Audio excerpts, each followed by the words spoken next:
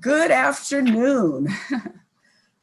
Good afternoon and welcome to the 4 p.m. October the 26th Park Advisory Committee meeting of the East Bay Regional Park District. Chair Ricard, would you like me to call the roll? Yes, please. Board Member Colin Coffey. I see him. Aye. General Manager Robert Doyle. I think he's on vacation. Ana Alvarez, Deputy General Manager. Committee Chair Ricard. The PAC members are Vice Chair Obringer. She will not be here until 5 p.m. Okay. Member Buren. She also is, I think, not attending. Okay. Member Deschambeau. Present. Member Lacey. Member Skaradoff. Here. Member Andrade. Here. Member Burke. Here. Member Dieter. Here. Member Nason. Here. Member Tsutsui. Here. Member Best. Here. Member Carey. Member Gary. Excuse me, Member Gregory. Member Robinson. Present. Member Williams. Here. Member Brubaker. Here. Member Corkin. Present. Member Ho. Here. Member Sanwong. Here. Chief Government and Legislative Affairs Eric Fuller. Present. Public Affairs AGM Carol Johnson. I saw you. AGM AGM Public Safety Chief Chiarbara. Hello. Present. CFFO and AGM of Management Services Deborah Ocker. Good afternoon, present. Chief Administrative Officer Juliana Shermer. I didn't see her. Assistant Finance Officer Deborah Spalding. And then some staff that I have that should be on the line are Ira Blitz. I'm here. Jessica Sloan. Present. Lisa Baldinger. Present. Cara Betcher. I already talked to Here. Cara earlier. Yeah. Katie Hornbeck. Here. Matthew James. Here. And then Prime Gov, we have Sydney Erickson and Andrew Waller. And then myself, Yolanda Knight, and I am sitting in for Sharon Clay today. Thank you, Rhonda? Yolanda. Who did I miss? This is Ann Cassabaum, Chief of Interpretive and Recreation Services, and I am sitting in for Jim O'Connor, Assistant General Manager of Operations. Gotcha. All right. Okay. Today's PAC meeting is held in accordance with Governor Newsom's executive order allowing for PAC members to participate in standing committee meetings remotely. We are also providing live audio streaming and have provided the public the opportunity to email or call prior to the meeting for public comment. The information can be found on the agenda on the district website at ebparks.org. Do any PAC committee members have questions about the meeting procedures?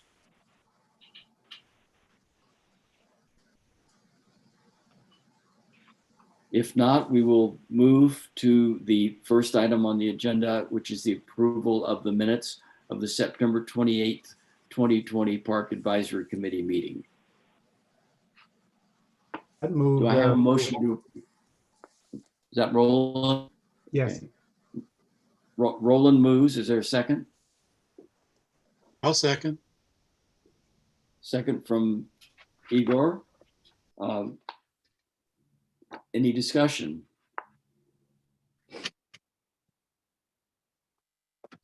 If not, recording secretary, would you please call the roll for the vote? Yes, President. Vice Chair Obringer. Member Andrade. Member Best. Yes. Member Brubaker. Yes. Member Burke. Abstain. I was not present. Member Carey. Yes. Member Corkin, Aye. Member Buren, I don't believe she's here. And Member Deschambault, I don't think they're here yet, right? I'm here. Member, oh, Can you- gotcha. Member Deschambault, Member Dieter, Yes. Member Gregory, Member Ho, Aye. Member Lacy, Member Nason, Abstain. I was not present. Member Robinson, Aye. Member Sanwa. I have to abstain too. I was not present. Okay. Member Skaradoff, Here. Yes. Member Tsutsui, Aye. Member Williams, Aye. Chair Ricard. Aye. Did I omit anyone? Okay, Thank you very much. welcome. We will move on to board member comments. Colin Coffey from Ward 7 will be talking with us today. The floor is yours, Colin. Well, thank you and welcome. It's always nice to come back to my old haunts, having spent 13 years amongst you back in the day, so to speak. I have very fond memories of those years and being associated as you are with the Park District very closely and very substantively. So it's nice to be able to chat with you folks. I don't know, not much going on, is there? I mean, we're dealing on a continuing 24/7 basis with a pandemic that is greatly impacting the operations of the parks, certainly impacting our workforce and how they do their jobs. You're going to get a presentation, I see, a little later in the meeting on the impact on our volumes. It seems we're being heavily utilized these days in all the parks. It's been interrupted a bit by some horrific fires that have engulfed at least 5 of our parks and several thousand acres in southern Alameda County, mostly. All of a sudden now we are having extreme weather closures. The current one to continue on through tomorrow evening, I am now told, due to a prediction for last night and I guess tonight, maybe on to tomorrow, what they call a 20-year wind event. In other words, winds that are so strong that they occur maybe once every 20 years. So, the Oakland Berkeley Hills, what we call the Ridge Hills parks have been closed since yesterday, and will remain so through Tuesday. So it's not a lot going on. It's been a tremendous challenge to the entire workforce and our managers, especially, who have been doing, incredibly good work to keep the parks open when we can keep them open. When the wind dies down or there isn't a fire threatening, we've been there for the communities we serve, and we're told by all that we're serving a tremendous purpose in terms of the health and mental health of the populations of these 2 counties. Maybe Lisa's going to talk about that as well in terms of the visitation patterns and the surveys we've taken.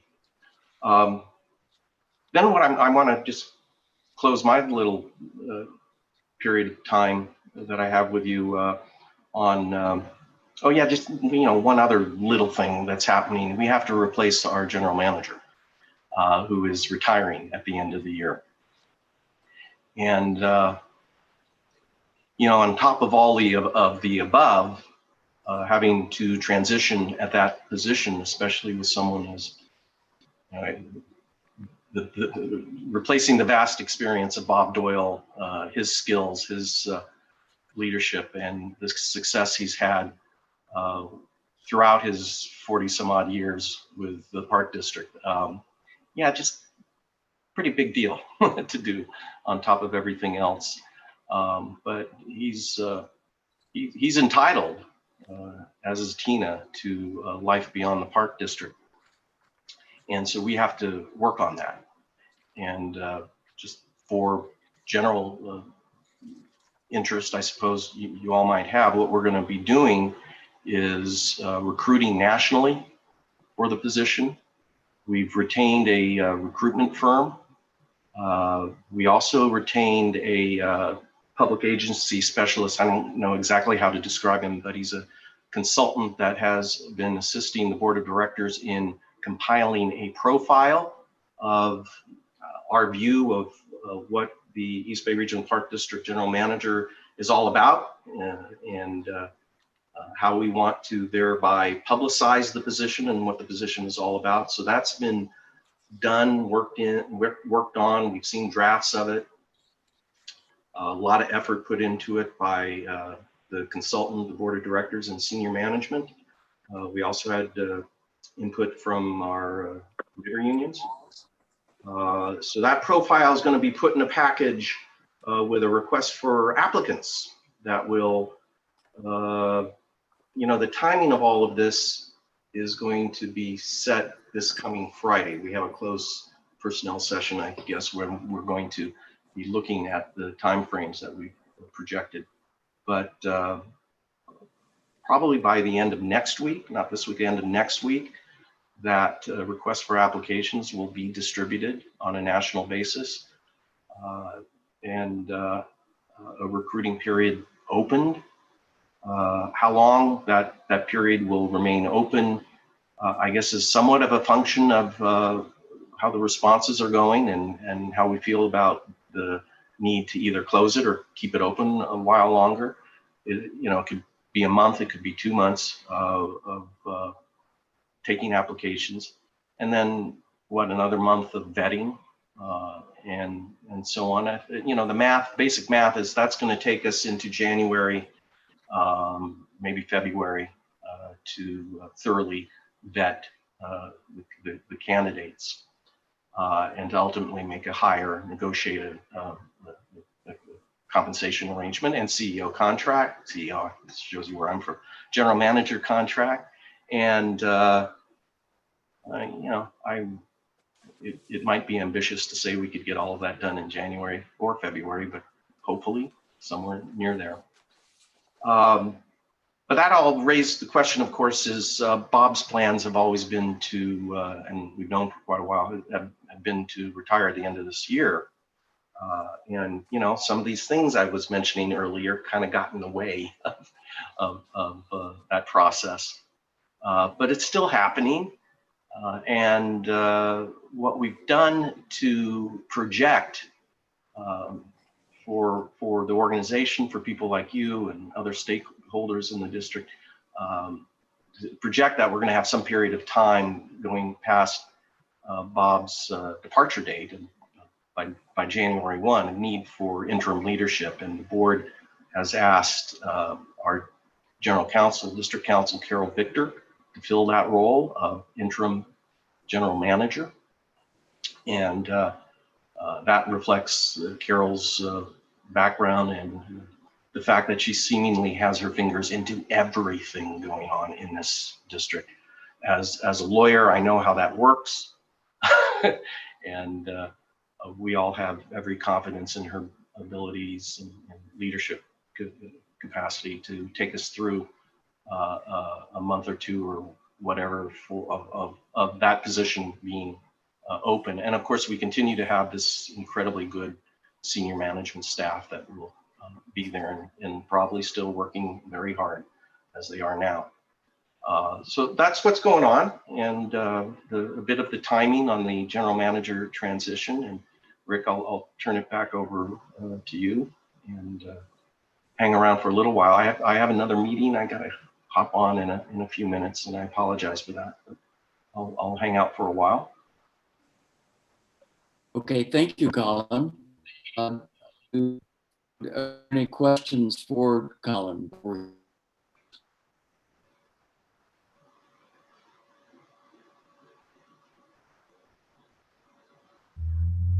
Gee, you answered all the questions, I guess. I saw a Oh, couple wait, of hands. Ron?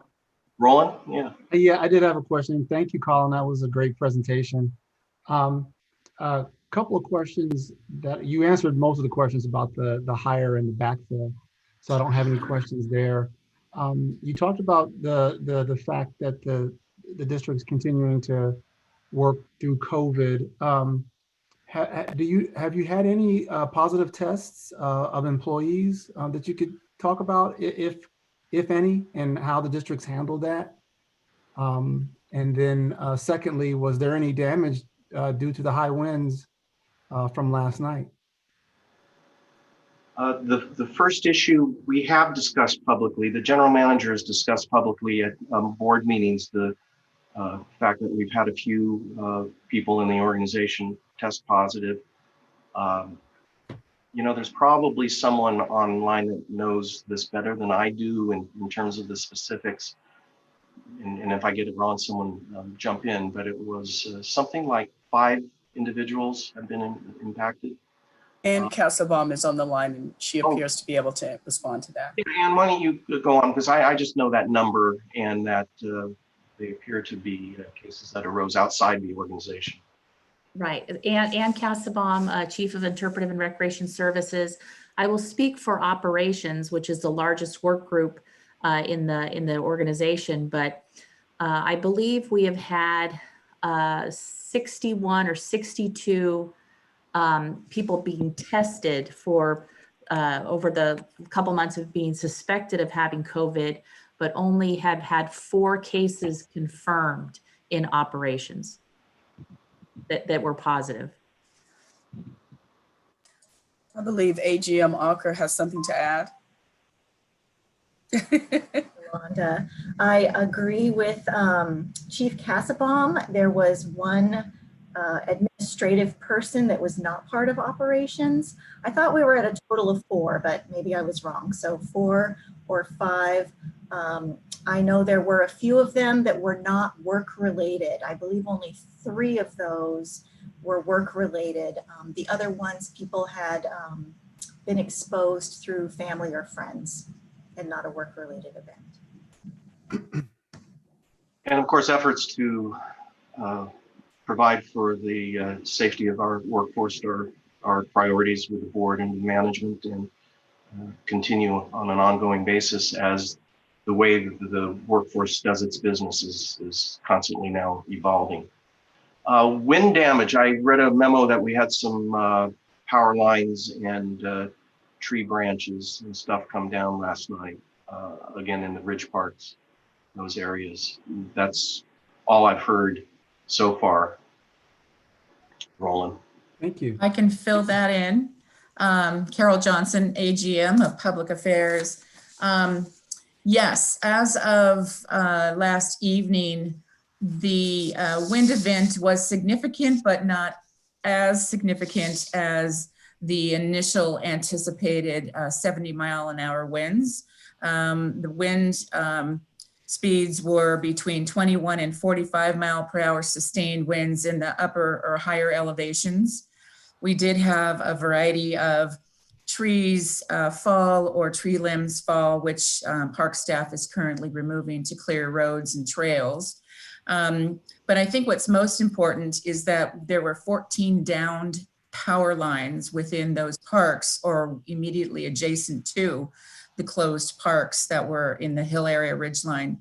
And our fire chief gave great acknowledgement, frankly, to PG&E for de-energizing those lines in advance in preparation, because those lines, had they not been de-energized, could have certainly sparked any kind of fire. And that was exactly why we prepared by closing the parks and PG&E de-energizing. So a positive outcome because of great planning. And I do want to make one quick correction. I'm sorry, Director Coffey. The parks are being continuing to be closed, are extended through Wednesday morning at 8 a.m. So because of National Weather Services continued red flag warning and expected high wind of 70-mile-an-hour plus winds coming in tonight and tomorrow night. Wow. Hopefully we won't have any issues. Thank you. Great. Any other questions for Colin? All right. Thank you, Colin. Thank you. And everyone go check out the new park, Judge John Sutter Regional Shoreline. Mila and I did it yesterday. It's absolutely gorgeous and beautiful place. So please check it out. Yes, it is. I will, before I introduce Carol for her foundation report, I'll just say that at least two of us on the call, myself and Linda Chabot and maybe others, are operating in the dark because of that same power outage. So I'm glad that it did some good in terms of the parks, because it's been an inconvenience here. Carol, do you want to report on the foundation? I'd be happy to, actually. A quick report, because you heard last month from Juliana Shermer, who's our Chief Operating Officer. She, the two most updated pieces of information I can provide is that we are having our board's annual meeting coming up on November 12th, where we will be talking about our future extension of our strategic plan and how the board sees the foundation moving forward in a variety of categories, including membership, diversity and inclusion, and development. We have not started, as much as we had hoped, by this quarter, the capital campaign for Tildens Environmental Education Center, and that is in part primarily because the district does not have any yet. They're going through the process of developing the plans so that we have something to take to potential funders. So hopefully that will be happening sometime very soon as of the new year. But the big issue I wanted to mention is that I think I brought to this committee before that the foundation is partnering with the East Contra Costa Habitat Conservancy on managing its endowment.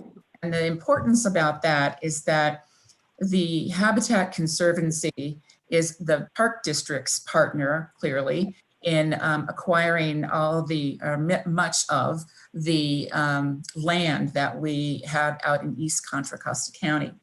The point being is that at some point they want to go away and they want the park district, appropriately so, to continue to manage that property or those properties into perpetuity. And they are doing that by setting up an endowment of funds. On an annual basis, they will be depositing about $2 million into an account that happens to be managed by the Regional Parks Foundation. The great news is that it's after probably a year of coordinating this, because there's a lot of technicalities to it.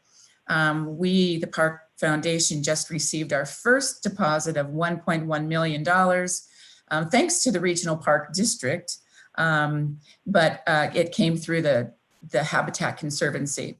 We should be following up with another $2 million before the year end to start our endowment management at a level of $3.1 million.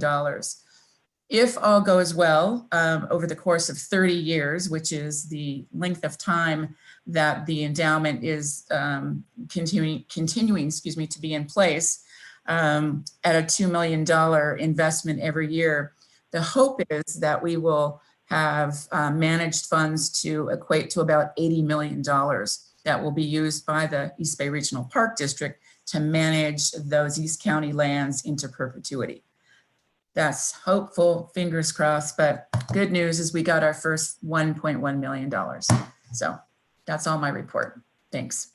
Great. Thank you, Carol. Are there questions for Carol?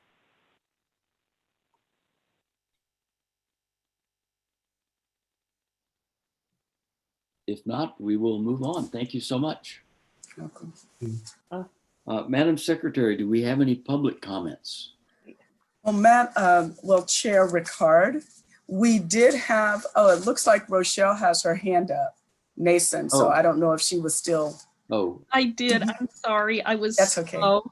I had a question for Carol on the foundation report, and it was about the Tilden Environmental Education Center and the kind of linkage with the Jewel Lake project, which is just a huge concern in my area of the world. And I'm wondering, is it still expected there will be kind of a linked fundraising effort, or are those two items expected to go forward independently? The quick answer is yes and yes. Yes, there still will be a linked involvement by the Regional Parks Foundation to fundraise for that project. The Tilden the watershed, pardon my voice, the Jewel Lake watershed. But the second yes is because the projects are separate, and the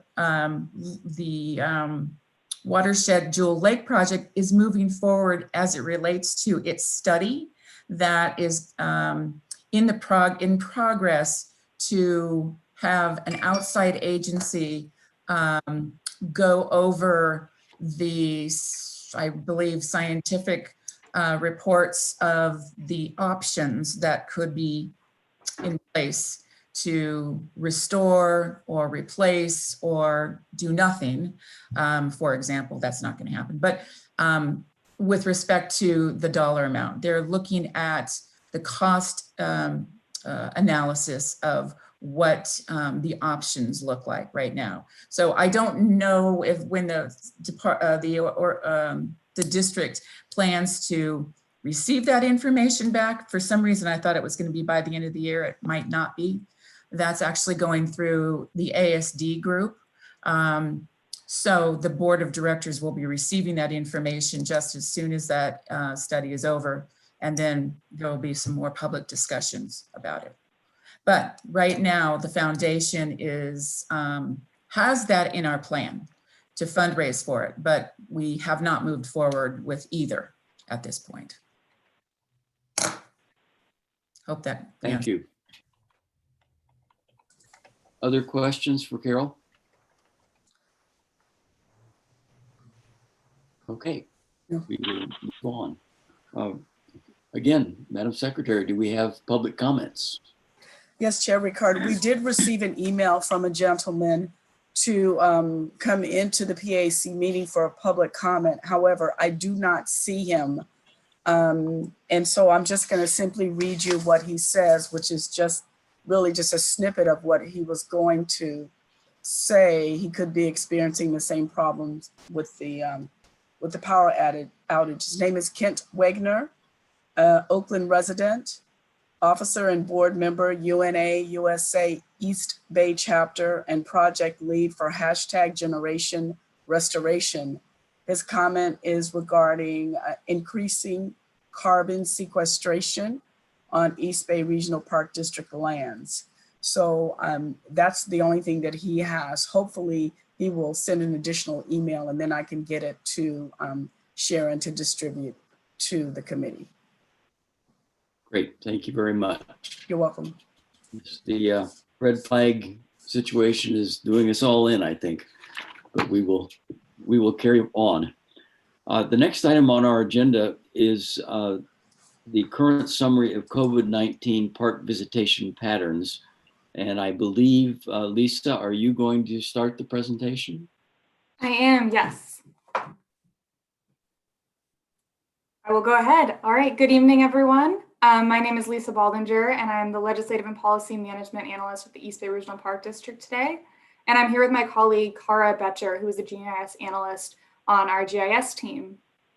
So with all of the changes in usage during this pandemic, as it comes to kind of the way our everyday lives are structured with not having 9 to 5 and seeing parking lots filled, and we have 73 parks and we don't have a turnstile entrance at every place. And so we've been receiving questions from a number of folks, perhaps you've wondered this as well, about what is the actual metric unit of increase in usage during COVID? So because we didn't have just someone at every entrance counting numbers, we being government affairs, to answer these questions of elected officials, worked with our GIS team. And I believe Cara is on here. Cara, are you with us? To look at and speak with different companies and their methodology for using cell phone or Google Analytics to count the number of usage and the usage trends. And so here with us today, Cara is going to be presenting what that data looks like, and then we'll open it up for questions at the conclusion of the PowerPoint. So with that, I'll hand it off to Cara. Thank you. I'm just going to take a second to set up my presentation.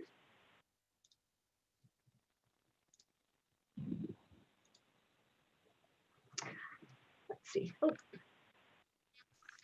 Hi, my name is Cara Betcher, and I work in planning, GIS services, and trails at East Bay Regional Park District. And today I'm going to be presenting our summary of COVID-19 park visitation patterns from March 16th to August 31st. In this project, we used insights from mobile devices. Since this is a new data source, I'm first going to go over how this information is collected. Then I will show our preliminary summary. Mobile devices are devices with mobile apps, such as smartphones, tablets, and watches, and now watches. Apps is short for the word application, and applications are software necessary to use the device. For example, on the phone app, the phone app is required to use the phone, and the camera app is required to use the camera. Many people, or many apps use the device location to provide location-based services. For example, many people use the map app for directions. And, you can look what's nearby. Maybe there's a coffee shop nearby, or how to get someplace new. You can see which apps use the location services. First, when you install an app, a window will appear to ask you for your permission to access the device location. This is an example of, will you allow maps to access your location while you are using this app? And then also in the privacy settings, you can control whether the location services are turned on or off. And you can see a list of apps and the permission settings for each app. And the options are usually allow the app to access your location always, only when you're using the app, or never. But I highlighted here, share my location, because when apps have permission to access the device location, they can collect your anonymous location information. And locations collected from mobile devices are being used right now to show how people are traveling and where people are going during shelter in place. There are many location analysis companies who provide travel insights from mobile devices. And this information is used by a variety of industries. For example, the tourism industry, real estate, advertising, just to name a few. The process is the companies take the anonymous location information collected from the app, and then they aggregate the location by area. For example, park boundaries can be used as areas to summarize visitor information. The result is the visitor patterns, such as we can see the number of visitors, the visitor home area, the dwell time or the amount of time people are spending at the park, the popular hour or day of the week, and other locations visited that day or month. During COVID-19, 2 companies have been providing information on park visitation patterns. First, there's the Google Community Mobility Reports. Google is providing information on visitation trends to different categories of places, such as parks, that are useful to social distancing efforts as well as essential services. The insights are based on data from users who have opted into location history for their Google account. And on the left here, I'm showing a mobile phone with a screen. When you enter an information, Google will show you the typical amount of visitors at that location and what the amount looks like currently, as well as the amount of time people typically spend at the location. This is the same data they are summarizing for different types of places such as parks. Safecraft provides foot traffic insights, and currently they are providing access to foot traffic patterns during COVID-19. and they have recently included most of our parks. These insights are derived from 35 million anonymous devices, representing approximately 10% of the population. And Safecraft has a partnership with over 100 apps. So Google is currently providing visitation trends to 5 types of places by county. This is a summary of visits to all parks for Alameda County compared to visits to the 4 other types of places. And the 4 other types are grocery stores, workplaces, retail and recreation, and transit stations. So the graph you see on the left here, there's a gray pre-COVID baseline, and this represents the normal value for the day of the week, January 3rd to March 6th. And then here we are showing the green line is the daily % change of park visits compared to the pre-COVID baseline. So it's not the actual daily visits, but it's the % change of visits compared to the time period before shelter in place. So you'll see with the orange line, there's an initial increase in grocery store visits. This is beginning on March 16th when the strict shelter in place orders took place and many people had to transition to working from home, or if not, had to get protective equipment, and many places were closed, and we were trying to figure out just what to do right now. But so there is a disruption in visitor patterns to all types of places, and then an increase. And then on Memorial Day weekend, there's sort of a transition into a different pattern, which is a consistent increase after Memorial Day weekend. And overall, there's an average daily increase of 29% from the pre-COVID baseline, and visits to all other categories saw a decrease. This is the Google Park visitation trends for Contra Costa County, and they're very similar. There's an initial increase in grocery store visits, a decrease in visits to all types of locations, and then a gradual increase in visits to parks. And then after Memorial Day weekend, there's an average daily % increase of 22% compared to the pre-COVID baseline. And then at the end of this time period, on August 18th, you can see a dramatic drop. And this is due to the fires on August 18th and the poor air quality. So now we're switching over to the Safecraft visitation trends by park. And this summer, Safecraft started providing foot traffic about parks in the US. Plus, they are currently allowing government agencies to access all of the data in order for us to look at COVID-19 visitation patterns. This is an exciting new data source for us because the data set contains visitor patterns to most of our parks. However, in our project, we specifically wanted to compare the data from this year to previous years. And when we looked at the Safecraft data set from 2018 and 2019, we only found 2 large parks with consistent daily visitor information to use as examples. So that's why here we are only showing Lake Chabot and Mission Peak. In the future, we hope to provide this information for every East Bay Regional Park. But right now, we're just going to use these 2 as examples. On the chart, we set up a new pre-COVID baseline, and this is a pre-COVID baseline specific to Lake Chabot. And the baseline represents a normal value for that day of the week, January 1st to March 16th. And we see a similar pattern as the Google Mobility, which is an initial decrease compared to the pre-COVID baseline at the beginning of shelter in place, with the gradual, with an increase up to Memorial Day weekend, and then a consistent pattern of overall stable increase after Memorial Day weekend, and then a drop with the fires. So overall, the average daily % increase was 36% at Lake Chabot. But for Mission Peak, it was a little different. There's dramatic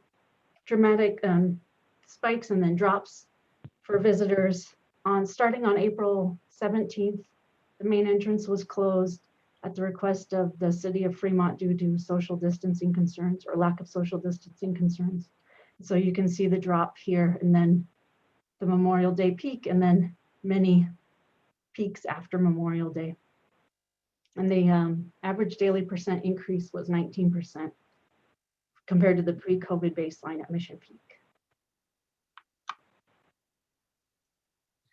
Since we do expect a certain amount of seasonal variation in visitors or an increase in visitors in spring and summer, what we really wanted to do was compare this to visits from last year. We changed the baseline to a 2019 baseline here, this blue baseline, and that represents a normal value for the day of the week from March 16th to August 31st, 2019. So now we can see significant weekly change in visitor patterns where there is an increase in weekday visits, which are the peaks above the 2019 baseline. And there's a pattern of an initial peak Monday through Wednesday, and then even greater increase Thursday to Friday, and then drops on the weekend. So the weekends are still more popular than the weekdays. However, groups are not allowed to meet and people are social distancing. So there has been a significant shift in visitor patterns where now there's an increase on weekday visits and they seem to be more on Thursday and Fridays. So here, for example, at Lake Chabot, the average daily percent increase from the 2019 baseline was 50% on Thursday and Friday and 20% at Mission Peak on Thursday and Friday. Here's an example of where we're showing the visitors' home census block group from the Safecraft data. And the black stars represent the main entrance for Lake Chabot on the left and the main entrance for Mission Peak on the right. And then I added a circle representing a 5-mile radius from the main entrance at each park. The dots on the map represent the number of people from each census block group. The larger red dots represent 41 to 80 people from the census block group. And then the light lavender go down to 1 to 5 people from the census block group. So for Lake Chabot this summer, 75% of the visitors lived within 5 miles of the main entrance, compared to last summer, only 51% of visitors lived within 5 miles of the entrance. And then for Mission Peak, only 21% of visitors lived within 5 miles of the entrance. And then last year, 28%. And I should specify it's April to August of this year and April to August of last year. Also at Mission Peak, you can see people coming from greater distances like San Francisco and South Bay and San Francisco. So we can estimate visitor demographics using the number of visitors from the census block group combined with the census demographics of each block group. So in summary, we used data insights from mobile devices to show how park visitation has increased during COVID-19. The increase has been in parks in both counties, with an average daily percent increase of 29% in Alameda County and 22% in Contra Costa County. And that's after Memorial Day weekend from the Google Community Mobility Report. We're also seeing increases in weekday park visits with an average daily percent increase of 50% on Thursdays and Fridays at Lake Chabot and 20% on Thursdays and Fridays at Mission Peak after the Memorial Day weekend. And that's from Safecraft. So for our next steps, first we'd like to look at additional sources of aggregated and anonymized mobile device data to gain insights on visitor patterns for all parks in the East Bay Regional Park District. Ideally, we'd like to be able to show the change in patterns from last year to this year. At the beginning of shelter in place, we could see significant increases in visitors when we looked at our trail counter data. And now that we see a significant change in the use of parks during COVID-19 for the park area overall, we can go back and look specifically at trail counter information to see where there is the greatest increase within the park. For example, are visitors using trails where it is easier to social distance, such as away from high-use trails, or are visitors going to areas closer to home? We can correlate and combine this data with the other visitor insights to gain a complete picture of visitor patterns. And that's it. Thank you. I'll turn it back over to Lisa. Thank you so much, Cara. And I don't know if Eric Feeler, who I believe is on the line, has any comments, or if we just want to go straight to questions. Just thank you for the great presentation and the great work, both of you. And this was a result of the general manager wanting to be able to quantify the amount of surge in visitation, because we all have seen it anecdotally. But it's important to have some real data behind it, so that when we're talking to elected officials or just talking to people in the public or putting out materials through our public affairs division, that we're all kind of being consistent in terms of the increase in visitation and the numbers that we're actually saying. We'll do a little bit deeper dive on this, but hopefully we'll have a number that we're all familiar with and agreeing on. And so as PAC members, if you're asked, you can respond and say it's been X amount of an increase at this time. But thank you again for the great presentation. Really appreciate it. Yes, thank you, thank you, Lisa and Cara. Are there any questions for either of them?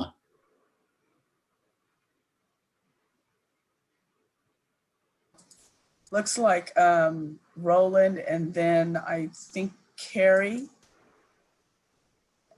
Okay. Yeah, that's what I see. Yeah, Mr. Carey. Roland, yes. Firstly, I thought that presentation was fantastic. That use of technology is just mind-blowing and scary. I always keep my location thing on and it's bizarre, but it's really shows where we are. My one question is with about the people that are within, a certain radius, and you use the 5 miles. 2 questions. One is, did you do any sort of radius at 10 or 15 just to kind of see what happens there? And then because each device has, I believe they have like unique identifiers, are you going to circle back around on like who's repeating, like who's coming back every day, every week, to kind of get some sense of what's the trending in terms of those proximities and how often they're using their local park? Sure, I can answer. On the map showing the entrances and then the 5 mile, I initially did, like 1 mile, 5 mile, 10 miles, but I just wanted to pick one example. And so it is something we can look at more in the future. But for this exercise, I just picked one example and wanted to see just how, really just how the summary looks on a map, to see if that's helpful on a map. And then for the ID, we don't, the summary we receive does not include any individual device IDs. So we do see the number of trips and then the number of devices. So we can see that there are more trips than devices. So one device might take 10 trips, but we don't know which device. So over the months, we wouldn't know that level of detail. Yeah, just for clarification, I wasn't saying that you would try to correlate it that way, but just how many of them are unique trips and how many of them are repeat trips was, I guess, what I was kind of driving at, which I think you're kind of getting at with devices versus trips and how you might be able to correlate that data. Yeah. Right now I'm showing number of trips rather than number of devices. But we could shift to looking at number of devices, which would be a number of people instead of, or number of visitors instead of number of visits.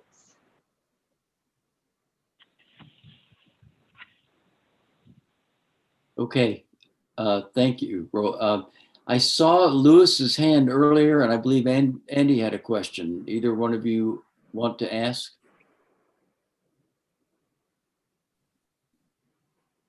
I guess I got them unmute first. I noticed in the Safecraft that there were drop-offs in the tenants after August 1st or 6th about. Were those artifacts of your collection methodology, or is there an actual drop-off in the park? Excuse me. It is a drop-off. That was when the wildfires began and the parks were closed for the safety of users for air quality. Excellent. Thank you. And the second thing is on these using radiuses and miles radius for your park headquarters. Did you take into account the difference in population density between Oakland and Mission area of Fremont? Mission area is very low density housing. whereas Oakland tends to be a lot higher density? Just a question. I think that's I'll comment on that first, and then if Cara has thoughts. There's a lot that we could take into consideration in this whole new methodology realm. For example, you're only counted if you turn on your location service, if you open a specific app out of 100 when you're in the parks. And so in terms of looking at it right now, it's very early stages, very preliminary. And that's a great point. And that's one that we'll definitely factor into as we continue this research, is the population density of those living surrounding to the park area, parks and access points, transportation. And there's just so many like wonderful and insightful and inquisitive layers that we can put onto this research as we move it forward. It's really early stages. To Cara's point, we had some parks that, just looking at this data, because the geographic lines on the parks have shifted over the past year, as these companies get better at helping us know who's using the parks, it showed a 2,000% increase in the park usage just because they made the park a little bigger. And so there's plenty of areas of error. And so we're just really excited about all the possibilities that this data can go. But that's a great point. Okay, this was an excellent presentation, and I understand that embryonic technologies suggest your people to use census tracts rather than radiuses.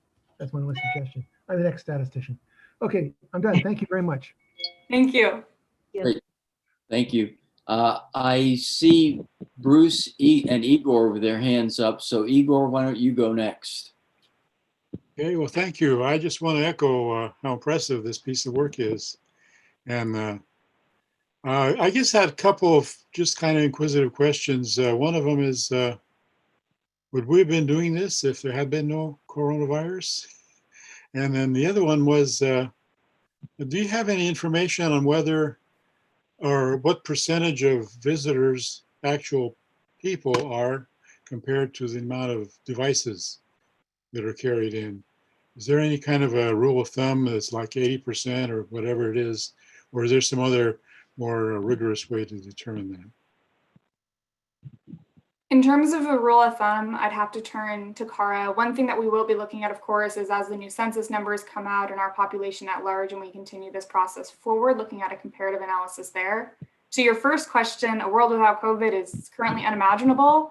And so I would like to ideally say, yes, we would have been moving this forward. Over the past 2 years in government affairs, we've been trying to deep dive into the means of communicating and identifying and learning about our park users to the best of our abilities in order to best serve and represent them when we speak to elected officials. And so we've been working with Cara on a number of maps through that lens, and it was through her leadership that these different new avenues were determined for park usage. And so I would like to think that we would have come in this direction regardless. That's kind of what I expected, yeah. Okay, Bruce. Hi, thanks, Rick. My question is about data purchase. Did you purchase this data? And if so, how much did it cost? Can you use it ongoing? What's the arrangement that you have with the company? Thank you. That's a great question. So far, this project has cost the district and taxpayers no money. Cara has been able to find these resources who have been sharing this information during COVID. So to Igor's point, it probably would have cost a little bit more money outside of COVID. So because of COVID, because folks are trying to help each other out and learning and seeing new patterns, all of the Google Analytics was posted for free to look at how grocery stores and others are being utilized. And then Safecraft has also posted a lot of their information for free. We've been speaking with other companies who have similar data packages that could sell us, and those do have money, and getting a very specific package of data will eventually cost money, which would allow for that sort of ongoing and very specific to our needs data package. But at this time, all of the information Cara presented to us today was free to gather, and it was because of her great work that it was put into such a great format. Great, thank you. Neil. Great, thanks to both of you for this presentation. I love to see data like this. And I was wondering, in terms of like me being able to get like an intuitive grasp on what this means, and sort of also to have a talking point for people that we communicate with. do you have a rough idea like what an increase of like 29% in Alameda or 22% in Contra Costa, what that means in terms of actual, on an average day, what an increase in the number of users is in our parks? Is that like on the order of thousands or tens of thousands per day that are more people going to our parks? With the Google Mobility, it's tough to say because they won't release the amount of devices and then the percent that they believe that that they are capturing as a percentage of the population. And so with the Google mobility data, it's tough to know actual numbers. Yeah.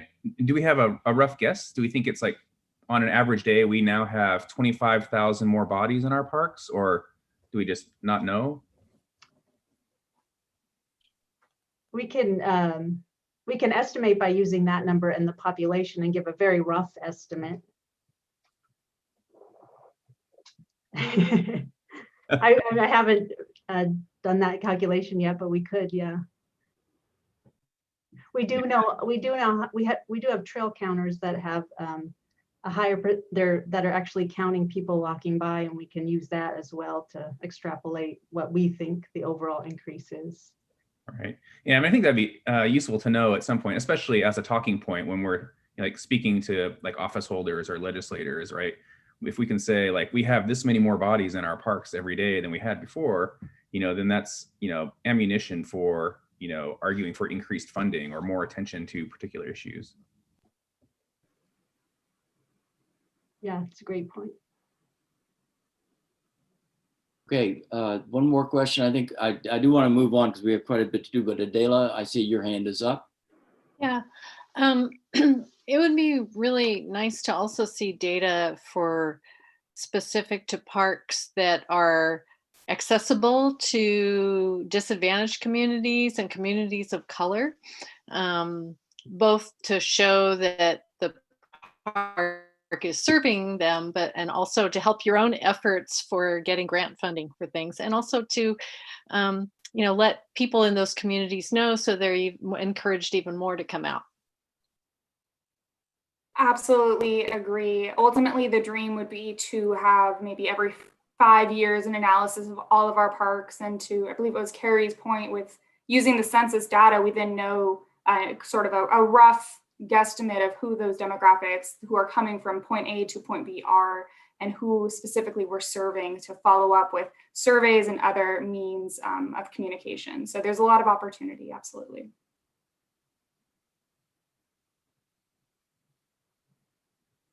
Okay. Any other questions from members of the PAC?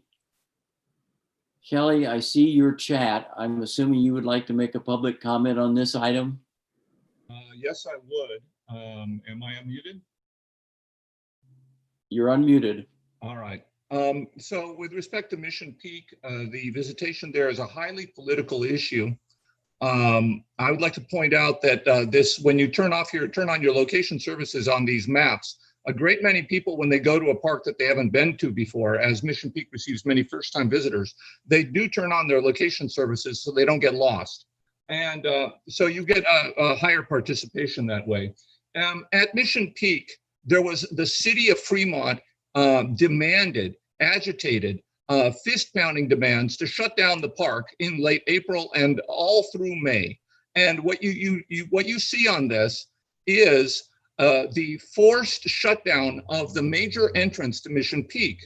And you see that during the most crowded hours of the weekends, you had a 44% decline on the weekends, according to your data, during that time. So why was that? Well, it was because the main entrance was shut down, and the alternative entrance, which is either too ugly or the parking is too overpriced, they actually shut down a junior college there, but they keep the parking lot open at full price to welcome paying customers from Mission Peak. And then this data will also be used. You have to look at the broader social and political implications of this data. Local residents at Mission Peak are going to ask, how many of these people, the first thing they ask always is, how many of these people actually come from outside the county to the south? They come from Santa Clara County or San Joaquin County or wherever. And this data will help them to ascertain that. And but I do welcome this. This is real data, and it's important to understand the political motivations of those who are using it. The people who live next door to Mission Peak will welcome this data and try to use it. For example, one of the things they've said is that parking was overcrowded. The park was getting overcrowded starting around 2012. They like to throw out facts like that, except if you look at satellite pictures from 2004, you can see people were parking on the grass down the road, already overcrowded 10 years earlier, 8 years earlier. So yeah, this data is going to be a gold mine for political opponents of East Bay Regional Parks. Thank you. Thank you, Kelly. I'd like to move on now if there are no other questions so we can get to the other items on our agenda.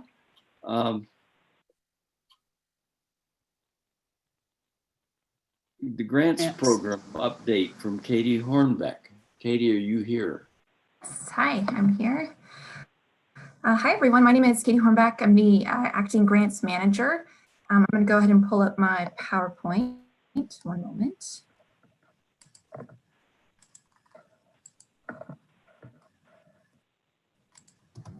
And while Katie's getting set up, this is Deborah Auker, the Assistant General Manager of Finance and Management Services. Katie's been acting for quite a while now. She's doing an excellent job. She's done this presentation to the Board of Directors, and so I think you'll enjoy hearing from her. Thanks, Katie. Thanks, Deborah. All right. Okay, so like I said, my name is Katie Hornbeck, Acting Grants Manager.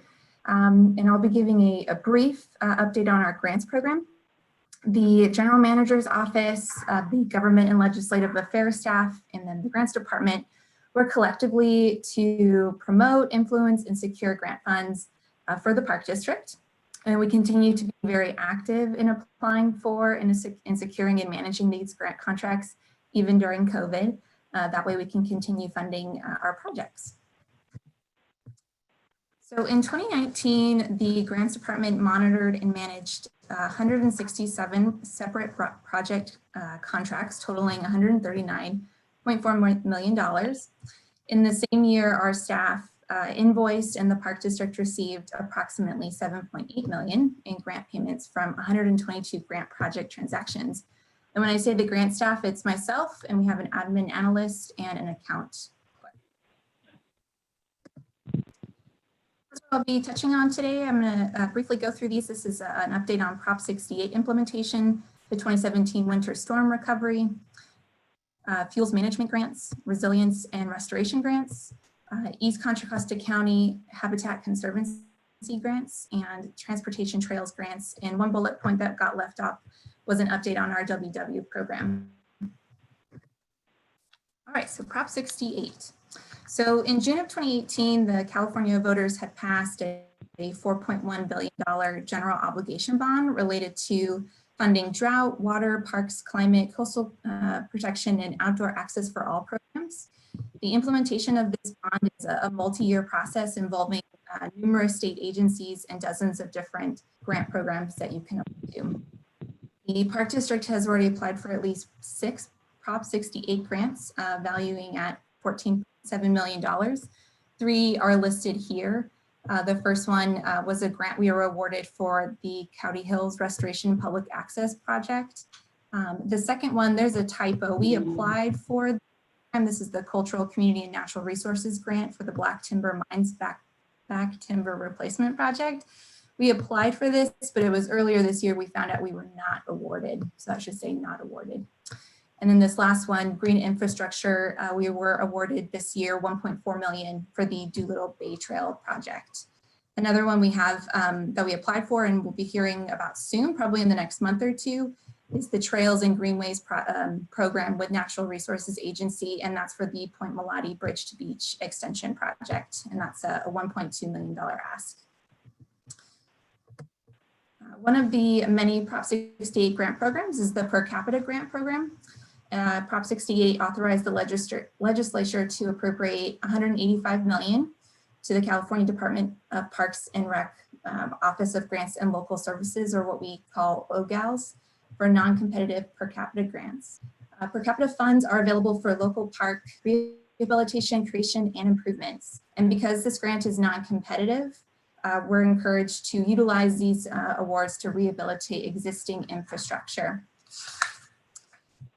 It was earlier this summer that we found out what the park district's allocation was. We had estimated that it was going to be between 3 and 6 million, and our award notification was at 4.5. We had a list of high priority projects that we could allocate the per capita funds to. We landed on 4, and those got approved by the board about 3 weeks ago. We have Roberts Park pool replacement, the Tyler staging area out at Pleasanton Ridge, Tidewater public access improvements, and the one not listed here are replacing some of the restrooms out at Brioni's. Moving on to winter storms. So as we remember, in January 2017, the Park District experienced a series of storms that had badly damaged a number of our facilities. We're pursuing funding from our insurance company as well as FEMA and Cal OES to help recover these costs. Staff identified 61 projects for approximately $9.7 million in damages. And these 61 projects are across 29 different parks. Insurance has already provided some reimbursements for the storm damage at Del Val, Redwood Canyon Golf Course, and Camp Arroyo. And thus far, the district has received approximately $2.4 million in storm damage reimbursement. FEMA and Cal OES have given approval for about 60 of our projects, including a major road failure at Rocky Ridge Road in Las Trampas and Finley Road in Morgan Territory. The remaining projects are either being reviewed for our scope of work or are under environmental review. Fuels vegetation management grants. So FEMA grants for fuels management now total over $6.9 million. This includes a $2.8 million grant from a City of Oakland pre-disaster mitigation grant and $4 million from the Hazard Mitigation Grant Program. Last year, the district had submitted a FEMA hazard mitigation application for about $3.2 million for fuels mitigation in Tilden and Claremont Canyon. We were not awarded that grant, but we're reapplying this year for the same program. Matching funds for these FEMA grants come from the Park District's Measure CC, as well as secured CAL FIRE grants that we have, and in the future will come from Measure FF. In 2019, the Park District completed fuels management at Brioni's and Tilden Park using over a $300,000 CAL FIRE grant from the Moraga Orinda Fire Department. And additionally, this year, we secured $750,000 towards, $750,000 fuels management demonstration grant from the California Coastal Conservancy. Other sources of fuel management include crews at no cost from the California Conservation Corps, and these crews will be completing work in Tilden Park at no cost to the Park District. Resilience and restoration grants. So the Park District continues to coordinate very closely with the San Francisco Bay Restoration Authority on the implementation of Measure AA, which was passed in June of 2016 by the Bay Area voters. The Park District supported the Restoration Authority by loaning funds for the election costs. That loan was for $250,000 and will be paid in full before this year is out. The thing to keep in mind with Measure AA grants is that it's challenging because one, habitat restoration is required for the project. And there's also another requirement, a project labor agreement, which can sometimes take up to 2 to 3 years to finalize. So we have applied every round. In each round we've been successful. We usually put in a few applications. In round 1, we were awarded $450,000 for construction costs at Encinal Dunes Restoration and Public Access. In round 2, we were awarded another $450,000 for the Coyote Hills Restoration Public Access Project. These funds were specific to the design and permitting process of the project. And in round 3, we were awarded $500,000 for planning costs for the Hayward Shoreline Improvement Project. That one we haven't, we've been awarded, but we haven't gotten a grant agreement yet. We'll be doing that later this year. And the application for round 4 just closed last Friday, and we submitted 2 different applications, one of which was for construction funds at Coyote Hill, since we're getting ready to move to that phase. And you know what, sorry, I'll go back real quick. I just wanted to note other resilience restoration grants. There's a Prop 1 water bond. We secured a $2.1 million grant from the Sacramento San Joaquin Delta Conservancy Prop 1 water bond. This was the first time that we had ever received funds from this agency. And we also received a Prop 1 funding for the McCosker Creek Restoration Project, and that was for $750,000. All right, now moving on. East Contra Costa County Conservancy Grants, or HCP. So to date, the Park District has received 33 grants from the HCP, totaling about approximately $38.6 million. And the land acquisitions for 2019 at Deer Valley include the Olison property. Transportation trails grants. So we continue to be very successful in obtaining transportation grants for trails, and these come from CCTA Measure J, ACTA Measure BB, the Active Transportation Program, Priority Conservation Area, the Rec Trails Program. Some current grants that we've received, I'll go towards these projects listed here. The total amount there is cumulative of a couple of different grants. So out at Lone Tree Point, we've received a few grants totaling $3.2 million, at Point Malati 1.9, at Doolittle. That $8.3 million is broken down. We have a $4 million grant from the ATP program, 2.8 from the ACTA Measure BB, and 1.4 from the Green Infrastructure. I'd mentioned that one earlier, that's the Prop 68 funds. And then Golden Gate Fields Bay Trail, which was recently completed. We have 1.3 million in grant funds there.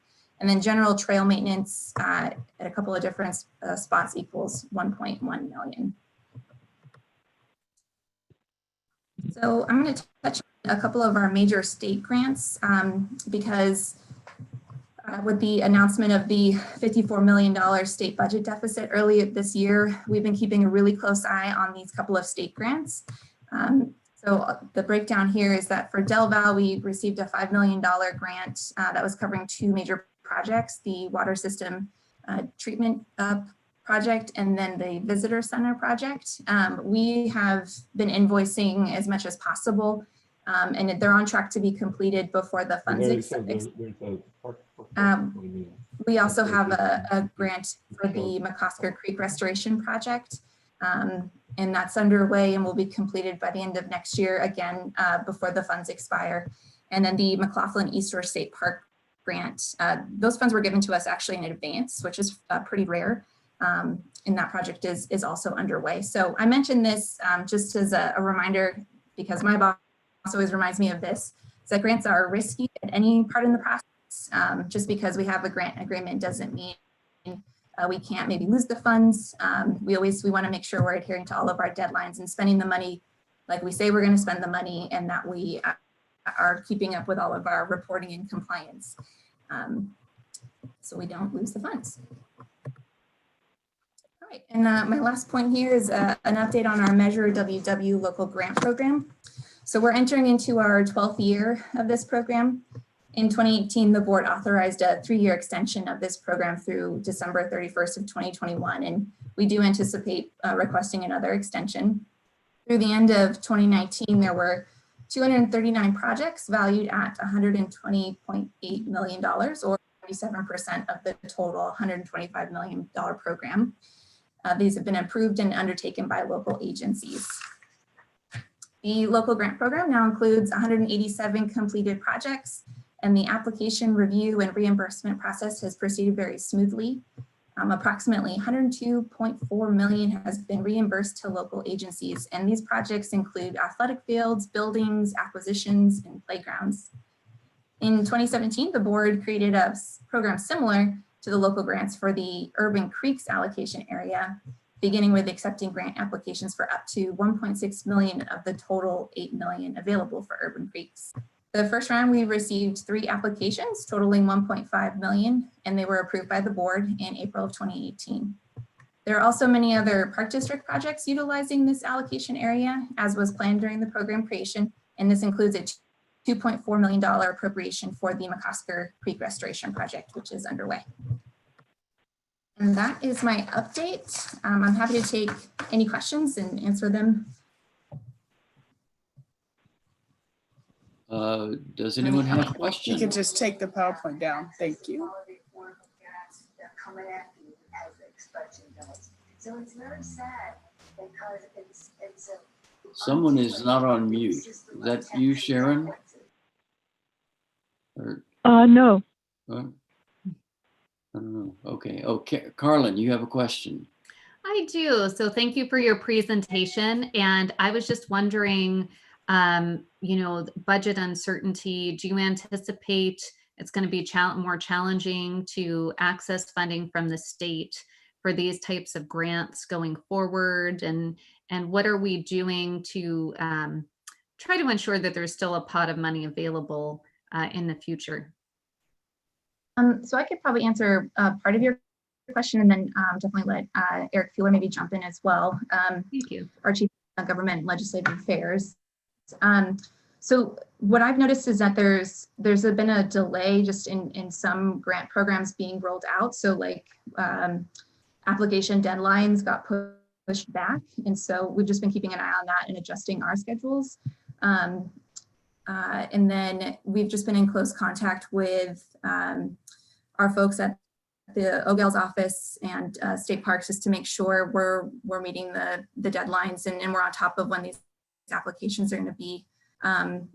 Eric, I don't know if is there anything you'd like to add to this that I'm maybe not capturing? Sure, yeah.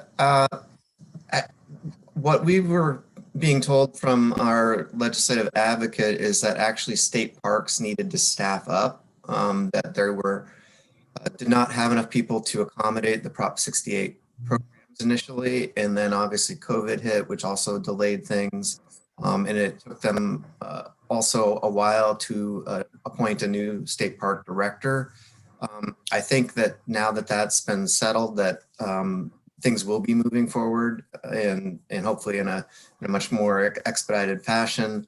The state would like to get that money out in the economy for obvious reasons. So, and we'll continue to advocate to make sure that it gets out there quickly. Thank you. And just one quick thought, you know, the previous presentation where we saw, you know, this outpouring of interest in utilization of the parks, I would assume we're using that as we're connecting with our legislators to continue to make the case for why this is so important, especially if there's budget cuts coming in the future due to, you know, our challenging economy. Yeah, absolutely. The data that you saw earlier today, and then also, I think it was at our last meeting, we did some polling through a scientific survey that also indicates how important our services are at this time. And we're using all of that to advocate. We're in the process of putting together an infographic flyer. And once we have that complete, we will send that on to the PAC so that in your conversations, you have that available. Thank you.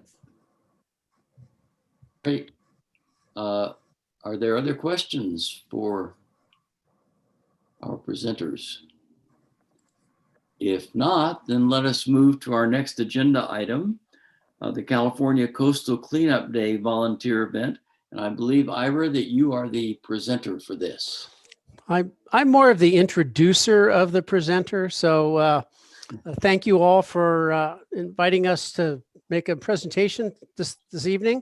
I'm Ira Bletz, the Regional Interpretive and Recreation Services Manager. And I'm happy to introduce Jessica Sloan. She is our new volunteer program supervisor. Jessica joined the district about a month before the shelter-in-place order was issued.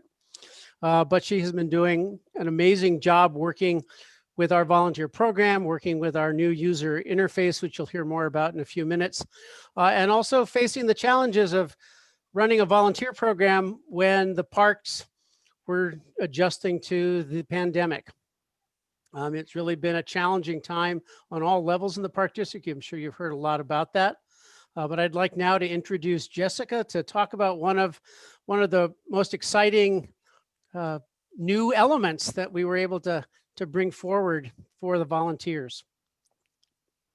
Hi, thank you for that nice introduction, Ira. Can everyone hear me okay? Okay, great. Sometimes this headphone is a little hit or miss, so I'm glad to hear that. So I'll be doing Jessica, you're a little quiet. If you can find a way to increase the volume a bit, that would help. How about now? Is that any better? Are we doing any better now?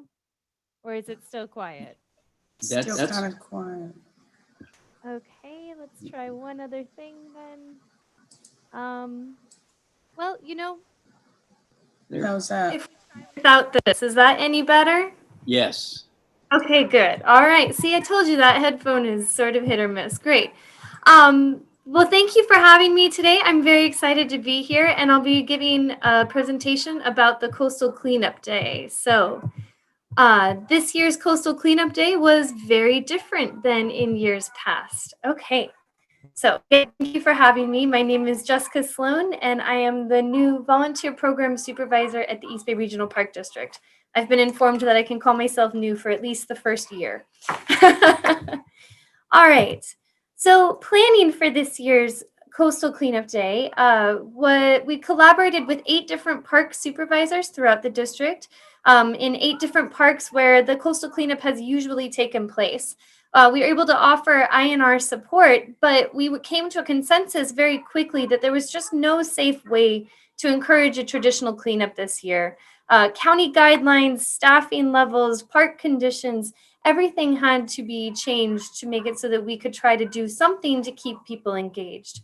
So the plan was instead to follow the California Coastal Commission and encourage volunteers to stay home. How does that work, right? This, by the way, this poster here was the California Coastal Cleanup poster from the California Commission, one that we were not going to use because we feel like most of our visitors, their happy places are our parks. And the idea here was that our volunteers would stay home and keep everyone safe, themselves and staff, by cleaning up their neighborhood. So everyone knows that oftentimes that trash you find on the street gets into storm gutters and drains and rivers and makes its way to the coast. So the idea was to clean the shore from your front door. Participants would use their own gear and their own protective equipment and pick up trash in the streets. And therefore, helping their community as well to really have community engagement while at the same time feeling connected in a way. We were able to encourage this through a patch and a sticker that we sent out, which I'll talk about here in just a little bit. The INR department, the Interpretation and Recreation Department, was able to offer roving support to the different parks that are used to having this. This is a very big event that we do every year. I mean, last year we saw over 2,500 volunteers show up at 12 different sites throughout the area. We were a little apprehensive that even though we were going to be advertising this new concept of cleaning the shore from your front door, we were still going to have people show up. So staff in the INR department went out and provided roving support on both the 19th and the 26th. We made contacts with almost 1,000 people and were able to really spread the word about the new ideas and offer support to anybody who showed up who was looking for traditional cleanup. We actually had very few people show up looking for the traditional cleanups. I think that in the past, those were often big groups of people that were coming. So we were pleased to find that most people were willing to take on this new idea of cleaning up their neighborhoods. So we didn't pass out gear like we usually do, but we did pass out a whole bunch of information. And we even supplied dumpsters to 2 of the sites that are the biggest sites for these coastal cleanups, who mostly filled them. So that was good news that they were able to use those. These are the 7 locations where staff were able to rove for those 2 days, those 2 Saturdays. And, they also printed up posters and things, which I'll get here to in just a moment. But those were the 7 locations. So Big Break, Hayward Shoreline, the MLK Shoreline, Miller Knox, Point Pinole, Radke Martinez, and Crown Beach. So this was how we promoted the event. We had posters that the different sites could physically put on their buildings. And we collaborated with public affairs and the different visitor centers to post on social media a bunch to talk about the new format and also how to register. We were able to put something into the September-October RIN on 2 different pages. We were able to reference the Coastal Cleanup Day and the new format that we have this year. And even on the East Bay Regional Parks District homepage slider, we were able to do that. We also collaborated with naturalist staff to create a really fun safety first video. If you haven't seen it, I actually highly recommend it. And I think that I have a very, very quick little segment of it, which I thought was extremely clever. This is naturalist Jenna Collins showing people how to prepare for the event. And if you could please give me a thumbs up, Ira, if you can hear this. Let's see. An easy way Hear to that? make a set of tongs is by getting 2 paint stir sticks, a rubber band, and a rag or cloth. It's important to stay close to home. If you find you need a car, you've gone too far.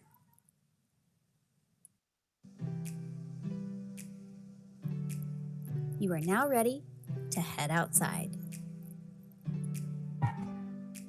So the whole concept behind that whole video was to just really try to emphasize keeping people safe. We really wanted to keep it engaging. So if you get to watch the entire video, you'll notice that several different naturalists did segments of that, which was really neat, that they were to help out and really make that an engaging and fun event for us. So as Ira alluded to, we are able to use one of the reasons that this event was possible and feasible was because of our new volunteer database, which is called Samaritan. With Samaritan, volunteers could go to our webpage, and register directly on our webpage that was filled with information for them. So safety PDFs, how to log your hours, how to register, and then we could send things directly to them because when they created an account, we were able to gather their data. This is also an account that they'll be able to use to sign up for any future volunteer opportunities as well. So it was an open registration throughout the entire month. We actually went ahead and extended it until October 30th because this is one of the only volunteer events we have right now, and it was a really good way for us to keep people engaged. So we went ahead and extended it a little bit longer.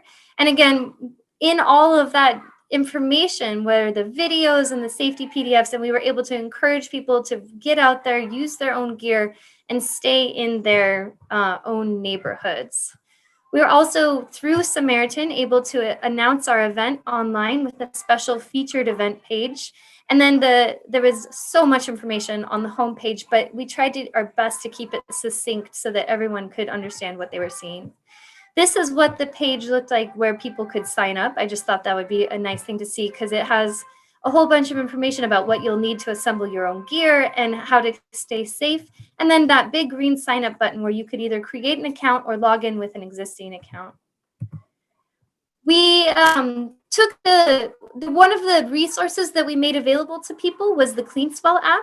This is a global movement. This app is put forth by the Ocean Conservancy, and it does a really good job of replacing those old data cards that we used to use. So during coastal cleanup in years past, we would have a physical piece of paper that you could write down what you were finding, and that would go into a citizen science global database that has been used for over 30 years and was able to show changing trends in what was being picked up at the beaches and about how much trash was being picked up at these events.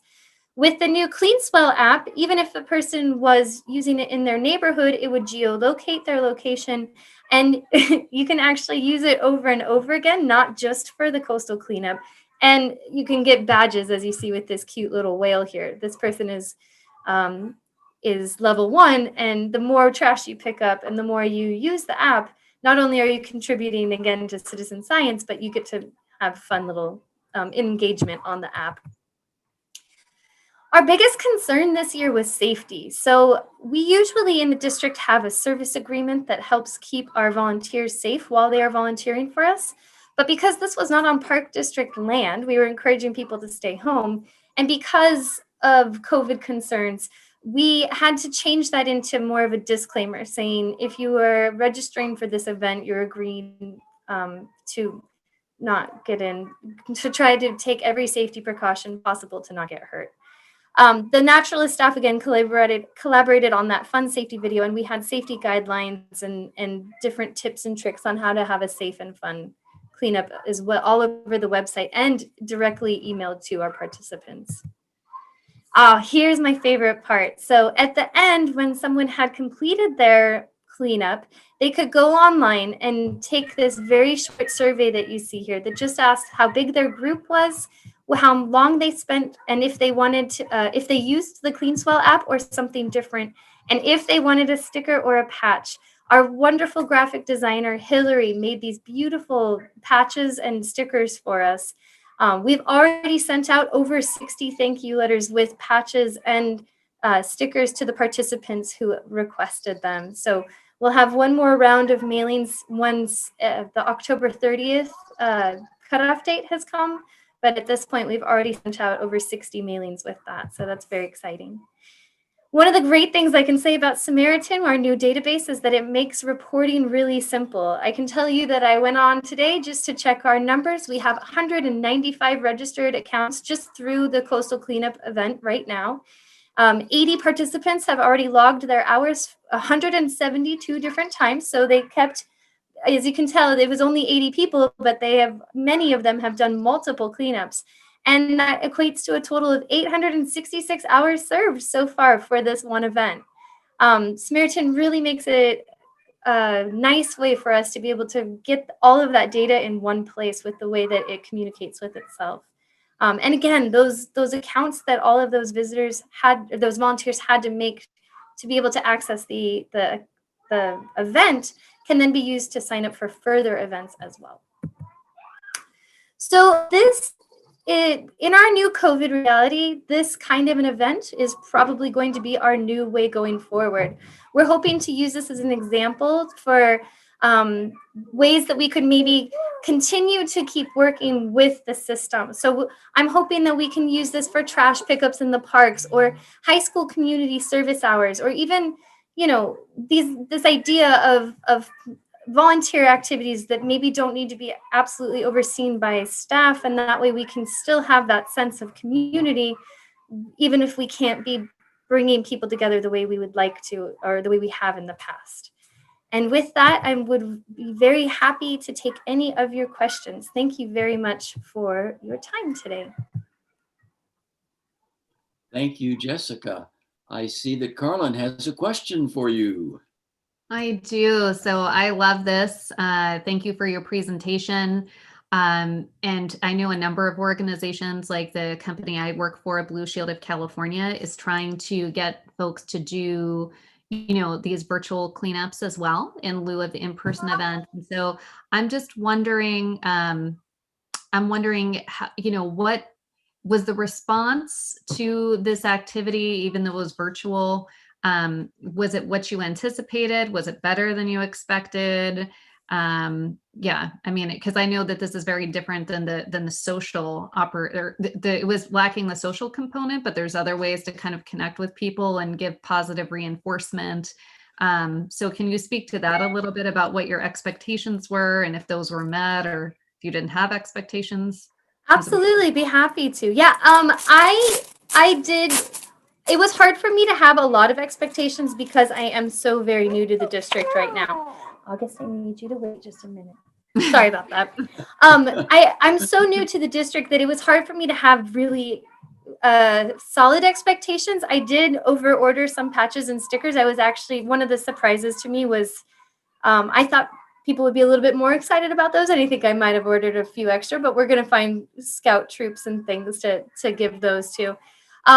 And so I actually, the more I've thought about it, I'm pretty excited by the numbers that we generated. It's not the 2,500 people that have signed up for the coastal cleanups in the past, but in an era of COVID where we had a limited amount of time to get the word out about this event.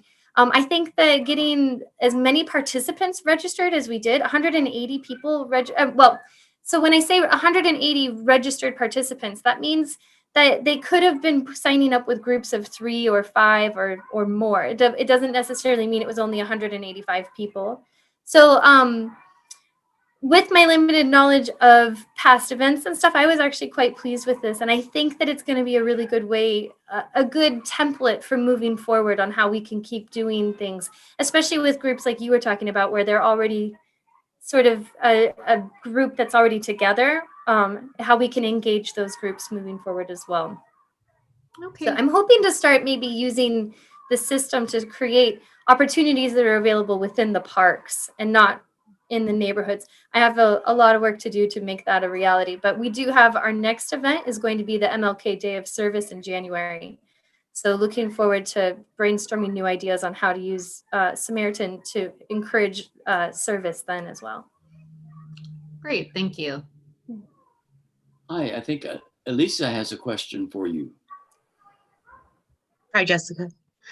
Thank you for the presentation. Welcome to the district. I mean, you're new. Last for a year, definitely. And thank you for your work on Coastal Cleanup Day. I know that this year was really challenging as far as getting volunteers to get out there and do something, or stay home and do something and track their data. I'm a Coastal Cleanup alumni. I didn't get to do anything this year, but try to get people to go out at home and do their own thing. Samaritan sounds like a really interesting website or database. And so you're going to be using this moving forward to try to track your volunteers. That's right. Yeah, that's right. We have a lot of work to do with this. It's a very complex system where we have, if you could imagine like an Excel spreadsheet that can talk to itself, that's kind of what we have now. It takes a lot of work to get it set up, but once it's set up, the data that it can generate is really interesting.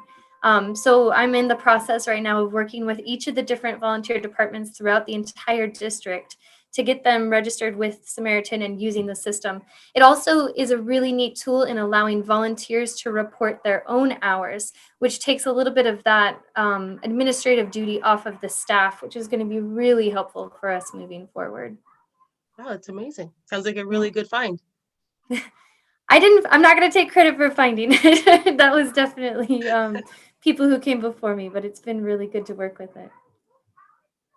I saw Anne pop up there. Ann Cassabaum, Chief of Interpretive and Recreation Services.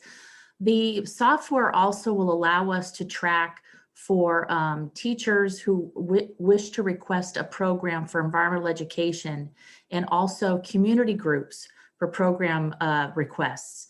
Oftentimes, I mean, I'm asked by either the general manager's office or public affairs or the foundation for data. And I will tell you that it comes to me in 10 different ways from the 10 different visitor centers. It's either tracked on Excel, it's in a Word document, and then getting all that information together often takes time. We wanted to have a software that would be able to track all of that and have it done in a consensus so that when it came to me, I was able to, quickly look at it and query it and then get it to the powers that be. So in addition to tracking volunteers, it'll also be doing the program requests and filtering that. And it has like skip logic. So if you answer a certain question, in a yes or no, it takes you to that next question to ask. Oh, that is impressive. Right, thank you. Thank you. Thanks, Anne. Are there other questions? Igor has a question. I hear somebody, but I don't know who it is. Yeah, Igor has a question. Oh, Igor. Yeah, that wasn't my voice though. Whoever that was, you can go ahead if you'd like. No, that was Jessica saying that she was acknowledging you. Okay. Well, I'm really impressed and gratified with the outcome of all this adaptation effort. That was very well done. I'm also an old coastal cleanupper. And way back in the old days, we never recorded anything. We just cleaned stuff up and all the collection point. With time, it became more important to record and document what was picked up, and it was always a pain. So it sounds like maybe this system may be a real major step forward to do that. And one of my other day jobs is I'm with the Resource Conservation District, as is Elisa, and I think we would love to benefit from your experience in adapting this software, because we do a lot of these kind of things as well, also with a lot of volunteers and interns and so on, and community groups. It sounds like it's something we definitely want to sit at your feet and listen to what you tell us about it. I'd be happy to do a demonstration for you. That would be great. Yeah. Other questions? If not, thank you very much, Jessica. Very interesting. Thank you very much. It was my pleasure. Have a lovely evening. Thank you. The next item on our agenda is a report from me and Eric about the 2021 PAC goals. I'll just preface this by saying that we're a little bit behind schedule as things have evolved this year in general in getting this to the general manager and to the members of the PAC. There was a draft of the goals in your packet that you received, so you can take a look at that and you can see what we did and didn't accomplish this year and what we hope to accomplish next year. We met with the executive committee ahead of this meeting to discuss this. And basically, we realized as we looked at this that there were 8 or 9 items that we did not achieve this year because of changes in priority and other COVID-related issues. And there were 8 or 9 that we did in fact achieve that were not on our agenda that came up because of COVID. What the executive committee is suggesting is that we put a little bit of explanation into that sheet that was attached to your packet to explain, not in great detail, but in general, the reasons that things were not accomplished and moved forward. The most particular items that were not accomplished this year related to our study of trails, looking at trail design and planning, looking at e-bikes and scooters on the trails, and several other trails issues. That's actually worked out a bit to our advantage because the district has now formed a trail users working group, which Adela, Michael, and I are serving on. We've had one meeting, so we really haven't gotten a clarification of exactly where we're going, but primarily we'll be looking at interaction between different types of trail users on mostly non-paved trails. And so as you look at this, you'll see that we've moved into 2021 issues around scooters, e-bikes, and so forth. What I've asked the executive committee to do is to give me feedback in the next week or so from their review of it. And if others on the PAC have feedback, feel free to send it to me or to Eric. We will then, Eric and I and Carlin will, when we can arrange the date, meet with the general manager to go over it and set our agenda for 2021. And we'll bring that back to this committee in November for approval. So with that, Eric, do you want to add to what I have said? No, I just want to acknowledge that it's been a crazy year, and we did, in fact, miss a meeting. So in light of that, the fact that we did as many presentations as we planned, even though some of them were on different issues, is just a testament to this group really plowing through and making time and space to make these things happen. So really appreciate that effort. In terms of the timing, we typically meet with the general manager before the PAC votes on the goals. So what we would like to do, as Rick indicated, is have folks review, and please feel free to add to or make suggestions on possible goals, preferably via email to, I would think actually to Rick, myself, and probably Sharon, just so that we have the three of us kind of in the loop to track for each other. And then we'll bring this back to the group in November for potential approval. Okay. That's the status. And I forgot, we were going to try to set a deadline of November 6th, if possible, for feedback on this document, because I believe we're working on a meeting with the general manager that following week. Okay. So that's the status. If there are questions, feel free to ask, or if you want to send feedback individually, that's fine as well. I don't hear an overwhelming feedback at the moment, so that's fine. We can move on, and we'll bring this back to you in November. It is time for PAC member comments. Please raise your hand. Let me know if you would like to comment.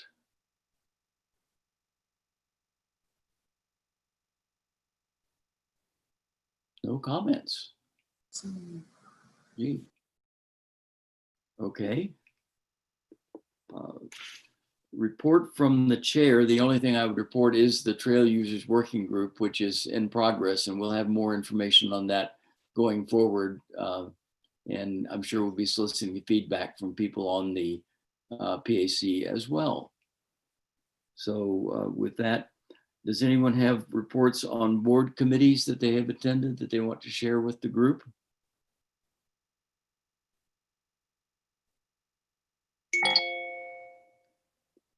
Is there any old business?